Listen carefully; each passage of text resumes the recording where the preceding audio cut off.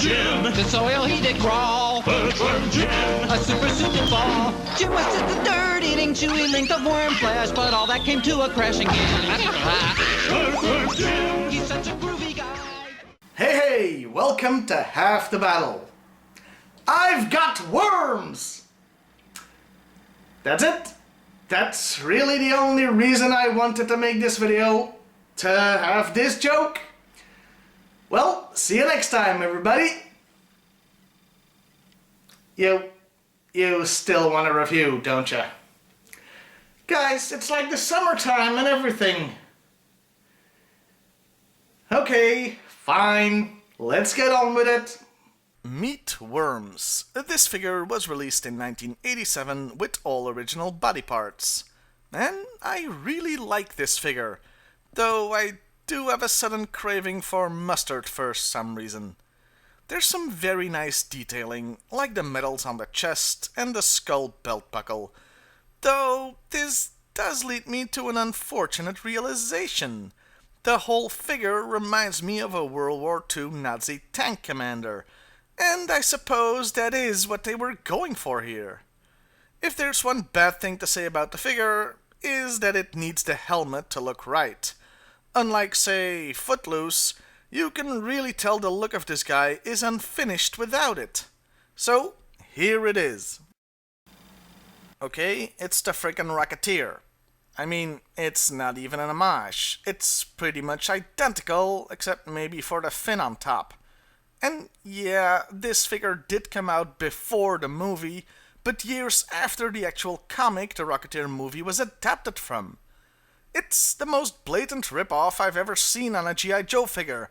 Well, except for that Indian Superman clone that uses G.I.Joe parts. It does give him an insect-like look, which I suppose is appropriate considering his name. Except that worms don't have faces! That doesn't count! By the way, I've only shown you part of the helmet. It actually has two pieces. And this second piece is what you get when Satan designs an accessory. The thing comes with a tiny, removable antenna.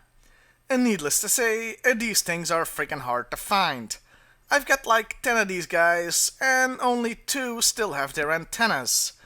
Why they couldn't have just made the helmet one piece, I don't freaking know.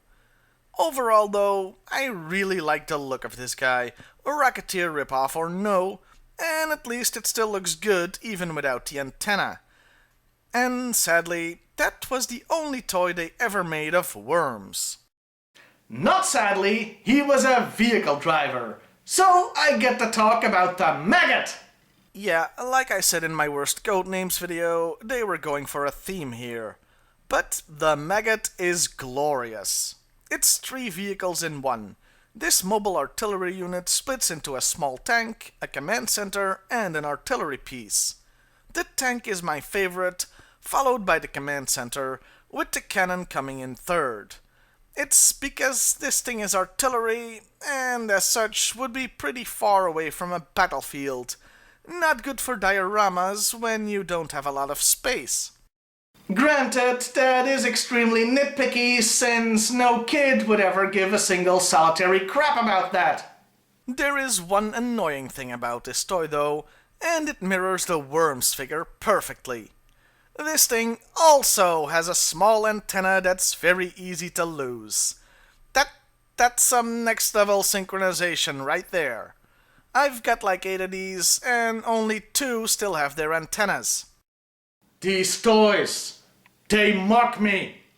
There's also a hatch on the tank that's easily lost, but that doesn't bother me too much, as it reveals a neat molded ammo mechanism underneath.